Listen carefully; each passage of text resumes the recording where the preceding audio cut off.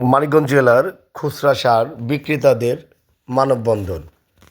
তাদের লাইসেন্স যেন আবার ফেরত পেয়ে পুনরায় যেন তারা কৃষকদের দ্বারপ্রান্তে সার দিতে পারে, এই স্লোগানকেই সামনে রেখে সাব ডিলারদের মানববন্ধন আজকে শুরু হয়।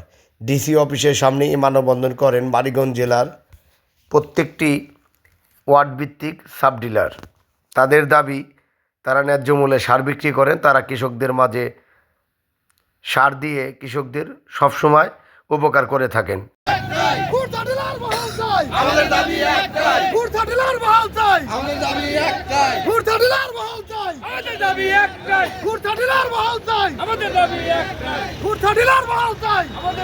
আসলে তাদের সারা বাংলাদেশে তারা 47,000 এই খুচরা সাব ডিলার, তাদের মাধ্যমে কৃষকরা স্বল্প সময়ের মধ্যে সার পেয়ে থাকেন। তারা সবসময় কৃষকদের ন্যায্য অধিকারটুকুই সাব ডিলাররা তুলে ধরেন। আমরাও প্রায় সময় সরাসরি আমরা দেখতে পেরেছি যে কৃষকরা যে সঠিক সময়ে সারটা পায়, এই সঠিক সময়ে সারটা পাওয়ার জন্য সবচেয়ে বেশি ভূমিকা পালন করে সাব ডিলাররা।